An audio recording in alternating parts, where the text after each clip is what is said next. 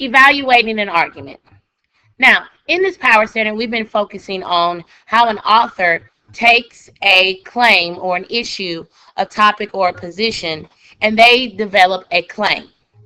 And then once they develop that claim, they have to present an argument in which they present different pieces of evidence that support and strengthen that claim, and at the same time present evidence that weakens the opposite side of the position. Now, this power standard is all about how we take that author's argument and evaluate the evidence and then basically make a decision. Is this author's argument, one, credible, two, valid, and three, the evidence that the author provides, how sufficient and relevant is it to supporting and proving the author's claim? So let's get started. So any claim should hold up and not fold like a house of cards. I love building houses made out of cards. However, the weaker my positioning of my cards is, the more likely is my house is to fold. However, if I structure my house of cards just the right way, it will stand and will never fall. An argument is just like that. So strong arguments use valid and credible evidence to support the claim. That's point one you should write down.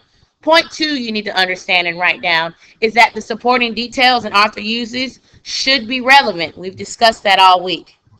The third thing you need to know is that the source of an author's evidence has to be reliable. If it's not reliable and I don't trust you, if I don't trust you, I don't want to hear anything you have to say. Fourthly, evaluating the source of an argument helps us determine its validity, and it's an important tool to have when we take the ELC. And lastly, we want to make sure we know how to determine the validity and the credibility of supporting details.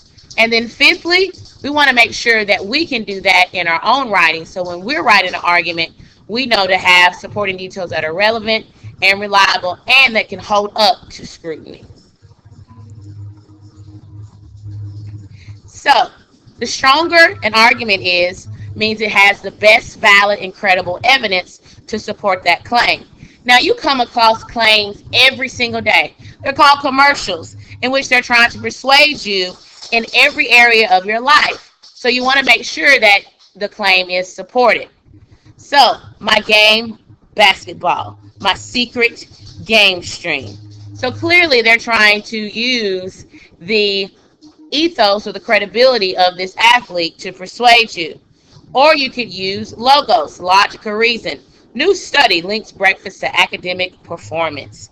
Or don't trade style for comfort. Wear trouser sweats. I don't even know what trouser sweats are. I don't think I will wear them. However, clearly they're trying to use logic and maybe a little bit of pathos to persuade you. But it's up to us to consider how well that claim is supported. So we talked last in the previous power standard about all a claim is a reflection of an author's purpose. And remember, the author's purpose is the reason the author has for writing.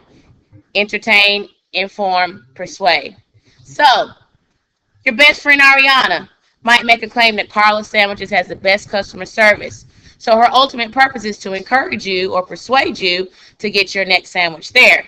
But to truly convince you, Ariana needs evidence to back up that claim. So she might use anecdotal. That means she uses her personal experience. When I'm going to Carla's Sandwiches, I've never waited more than a minute for someone to take my order. So now she's giving you some evidence. Now we have to decide if it's credible. And all credibility is how believable someone or something is. That goes back to ethos.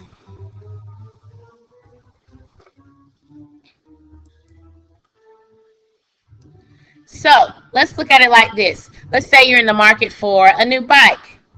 Bernard's Bicycles promise you that its bikes are the safest on the market. That's their claim. Now, is their claim valid or credible?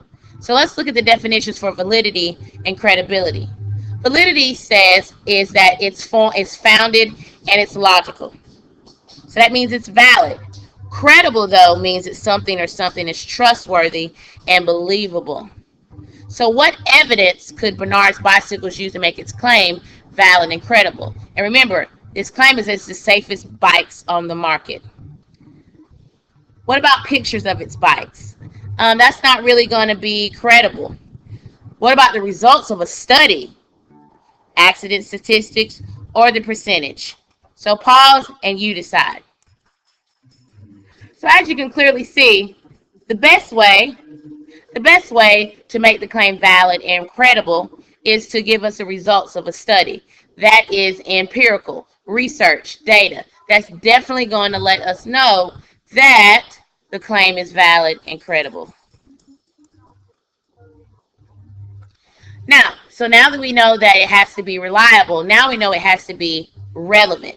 So that's probably the most important part about evaluating evidence. You want to make sure that it's relevant, that it's supporting what you're claiming. So for example, record labels will not survive in the digital culture. That's the claim.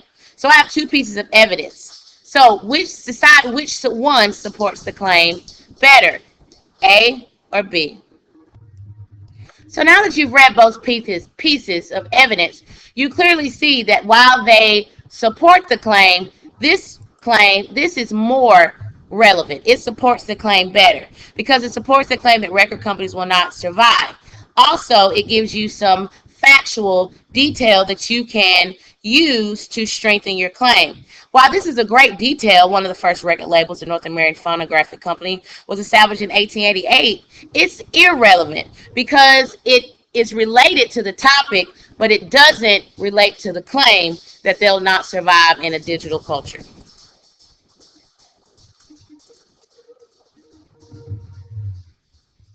Now, the next thing you want to know is that the author should be reliable. I want to be able to believe and trust what you're telling me. So, claim, our city would benefit from the construction of a teen community center. I agree. So I got to have some evidence that's trustworthy and believable. Studies show that teens who feel more connected, automatically I see the word studies. I'm assuming that my author has done some research and has some facts that support this. Now, when you consider a reliable source, write these 4 things down about a reliable source. It has to be from a trusted organization, has to be fact-checked, easy to track down, and has no stake in the claim, meaning it is unbiased or uninterested. So let's evaluate this piece of evidence. So studies show that teens who feel connected to the community are more likely to volunteer and work to improve their communities. Now, this evidence we already know is relevant to the claim, but we need to decide if it is reliable. So as of right now, it depends.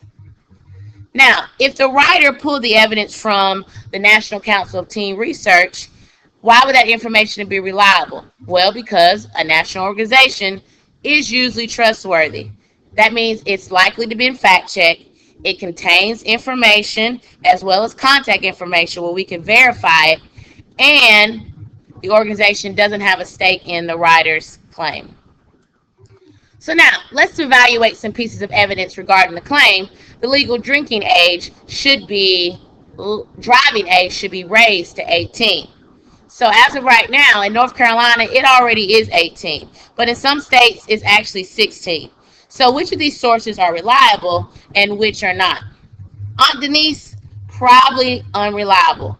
Safewide Insurance Company, that's an insurance company that focuses on driving. Teen drivers, I would have to say they might be more so unreliable. And then the local newspaper, you could go either way on that one. For me, I'm thinking the local newspaper has some trusted fact-checked sources that help with that. So we'll have to see. So let's check it out. So now you might be thinking teen drivers should be, but if a teen is wanting to get their drinking age increased, the driving age increased, it's probably more likely that teen drivers are not going to be so reliable. So that's why they consider teen drivers unreliable, because they have a stake in getting the drinking age increased. Driving age. I keep saying drinking.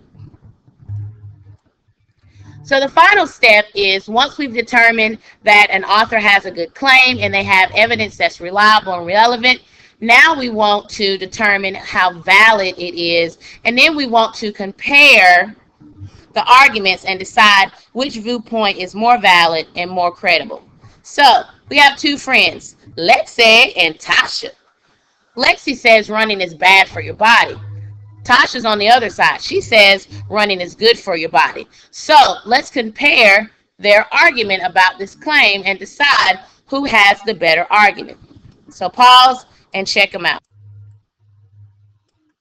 So automatically, I'm looking at Lexi's argument, and she starts off with a good study of 5,000 women. Research found that those who participate in heavy physical sports had a higher risk of developing arthritis. So that's a good fact. So that's a good empirical evidence, research that can be proven. And then she gives me some anecdotal evidence, like, for example, the experience of the story about her brothers, her own personal experience. While it definitely supports her claim, let's look at Tasha's argument. Tasha gives us credible, empirical, research-based, evidence-based facts to support her argument. She gives a researcher from Boston University, and then she gives an orthopedic doctor's opinion. Both of these are way more to support Tasha's argument. So as of right now, based on the evidence that they have, Tasha has the stronger argument. Lexi has personal experience and some research data, whereas Tasha is going straight research. So when we're evaluating arguments, it's clear that you want to have more logical and empirical research, and you want to be skinny or lean on the anecdotal research. All right, so that's all about evaluating evidence. Check you on the flip side.